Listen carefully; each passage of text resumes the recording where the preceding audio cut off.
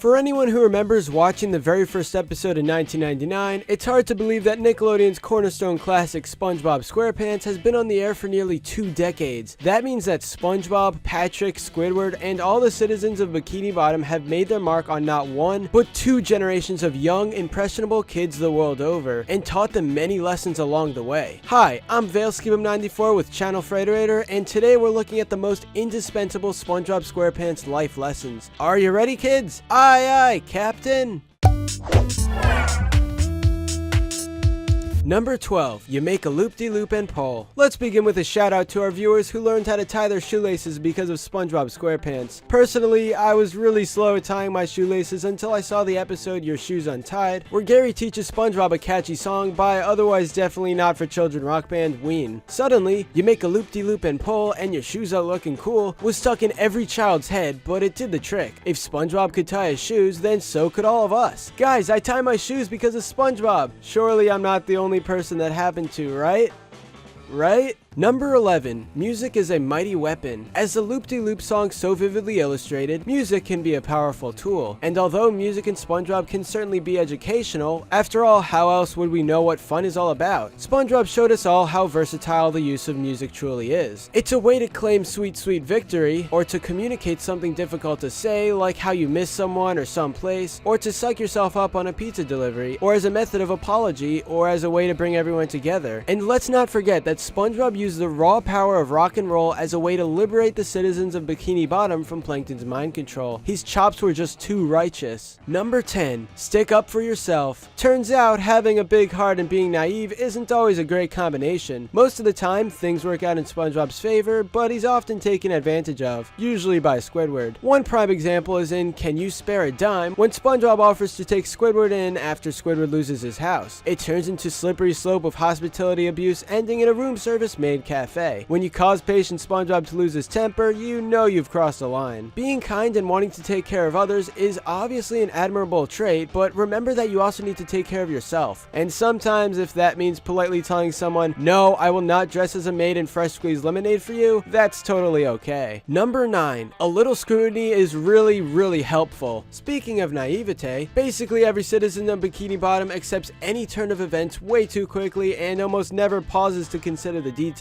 even when, say, pirates tell you that the pie you're buying is in fact a bomb, or when your supposed boss pops up with a wheel instead of legs and you don't question his inability to remember your 6.5-hour handshake ritual, or when you conclude your nasty patty killed a health inspector without checking to see if he was breathing or had a pulse. Do fish have a pulse? The point is, acting too impulsively based on appearances usually doesn't end well. Even if it looks like you killed a health inspector, you should still check that he's actually dead, and then bury him. A little attention to detail and a little scrutiny will get you far in life. Number 8. When in doubt, pinky out. Gary may have taught us how to tie our shoes, but Patrick Star taught us all a fail-safe, easy way to be fancy. Just hold your pinky out. Remember, the higher you hold it, the fancier you are. And definitely don't forget to hold out your pinky while sipping tea or, say, ravenously gulping down all the water from a flower vase. If you're vehemently anti-pinky, another option is always to sell enough chocolate bars that you can exclusively rent out the fanciest restaurant in town, or to dump everything in your brain that isn't about fine dining and breathing. Now go and impress everyone with your impeccable manners. Number 7. Remember, no employee wants to be Squidward. You know the type. Inattentive, impatient, a glazed look in the eyes. There's names for employees like this, but we'll just call them Squidward. But seriously, there's good advice in the Krusty Krab training video for every employee, because if the Krusty Krab was real, Squidward would have been fired ages ago for wearing a do not disturb sign while working the cash register, among other things. Any artist working a crappy day job to get by can easily empathize with Squidward's lack of enthusiasm. But even though it's way harder for most of us, if you follow SpongeBob's example of being clean and organized and showing a cheery disposition, you'll excel at your job and make the experience less painful for everyone, including yourself. And definitely think twice before wearing a "I really wish I weren't here right now" button if you ever want to be on your boss's good side. Number 6. Lying is really exhausting. Many a SpongeBob episode is spent watching someone make a bold lie and having a terrible time carrying it out. Like SpongeBob telling Sandy that he doesn't need water to breathe and subsequently drying up in her tree dome. Or Squidward trying to impress Squilliam by turning the Krusty Krab into a fancy restaurant only to be attacked by the appetizer. Or SpongeBob and Patrick frantically trying to hide that they got paint on Mr. Krabs' first dollar even though the paint washes off with saliva. The show doesn't go the average route of preaching that lying is wrong. Instead, it demonstrates time and time again that keeping up a lie is really stressful and way more work intensive than just telling the truth. You heard us right. Don't tell the truth because it's the right thing to do. Tell the truth because you're lazy. At least I am. Number 5. Be persistent. They'll break eventually. SpongeBob SquarePants is chock full of great lessons about persistence. If you want something, go after it. Again and again and again and again. Never be afraid to try a different tactic, no matter how wacky it may seem. For example, if you're trying to get your favorite superheroes out of retirement and simply asking does nothing, consider staging a robbery. Or if you're trying to sell something door to door, try getting naked, but maybe save that for selling real estate. Kidding. Point is, don't give up until you try a few different methods. But if you feel strongly that one particular way is the right way, stick to it and don't look back. You never know when the magic conch will reward you with picnic supplies right out of the sky. You might not get your exact ideal outcome by annoying someone enough to bend to your will, but at least you'll get some version of it, right? Number 4. Don't lock out your inner child. Everyone knows that Squidward's normal functioning mode is cynical, depressed, and dissatisfied, but sometimes he'll allow himself to let loose, and it's really a sight to behold. These are the only times in this series where Squidward actually looks happy. Not in a I'm the best because I painted myself kind of way, but in a I'm actually enjoying myself kind of way. Squidward's joyful, frenzied unravelings only happen when SpongeBob and Patrick influence him, allowing his inner child to breathe. He's then able to drop all pretense, letting himself get excited, and most importantly, use his imagination. Whether it be finally admitting that he loves Krabby Patties, trying out the SS Imagination, playing with a reef blower, or building an epic snow fort, Squidward shines when he lets his inner child roam free. Then again, Squidward goes kind of nuts during these periods, which goes to show that keeping your inner child tightly behind bars most of the time is very unhealthy. Remember, no one wants to be a Squidward. Number 3. Everyone has a soft side. Arguably, SpongeBob's most admirable trait is his ability to see the good in everyone, no matter how evil they proclaim to be. He's the only one in Bikini Bottom who actively tries to bring out the people's best side, like with Plankton. In Fun, SpongeBob correctly surmises that if Plankton had just one friend, he wouldn't be such a meanie. Sure, Plankton tried to snag the formula in the end, but SpongeBob's friendship did work to some extent. For a second there, Plankton actually enjoyed himself. Everyone has a soft side, complete with passions and people they really care about, be it a clarinet, a snail, a computer wife, or a cash register. Some people have a hard time expressing affection, and these people are often struggling. More progress can be made by being kind and helping them, rather than antagonizing them by naming their thwarter honorary town Rookie of the Day. After all, F is for friends who do stuff together, U is for you and me. Number 2. Teamwork makes anything possible. It's hard to go 5 minutes in Sponge Out of Water without hearing the word teamwork, or as Plankton would say, TM-work, or simply time bomb. There's even a song about it. The film certainly illustrates this point. When SpongeBob, Plankton, and the whole gang work together against the evil pirate, Antonio Banderas, they are truly able to be more than the sum of their individual parts. Not one of them would have been able to accomplish the task alone. Of course, the idea of working together is not new to the SpongeBob franchise. Since the very first season, SpongeBob has ingrained the idea in us that working with others always leads to the best outcome for everyone. In the immortal words of SpongeBob, if we could all just pretend that Squidward was a fireman or some guy in an ambulance, then I'm sure we could all pull together and discover what it truly means to be in a marching band. Number 1. Be true to yourself. Speaking of lessons that are really pounded home in SpongeBob movies, in the first film, SpongeBob is widely shamed for being a kid and really gets down on himself about it. But in the end, he proudly embraces the strengths that his childish nature affords him and is able to save the day. After all, I'm a goofy goober, you're a goofy goober, we're all goofy goobers. This demonstrates the number 1 lesson in SpongeBob-dom. Be true to yourself, be proud of who you are, and never try to be someone you're not. Who you are is worth loving, and you'll only end up being lonely or in trouble if you get stuck posturing like a sponge who thinks he needs to be a man to be respected, or to get into a tough biker bar to be cool. This lesson is said verbatim in the classic song in Ripped Pants. Now I learned a lesson I won't soon forget. So listen and you won't regret. Be true to yourself, don't miss your chance, and you won't end up like the fool who ripped his pants. Wise words, SpongeBob. Wise words indeed. There you have it, the best SpongeBob SquarePants life lessons. Anything you learned from the show that we didn't mention above? Tell us in the comments below. And make sure sure to check out some of our other nautical nonsense, like our 2 installations of SpongeBob 107s. Don't forget to click the bell icon to become part of the notification squad, and subscribe to Channel Frederator, your cartoon central on the internet.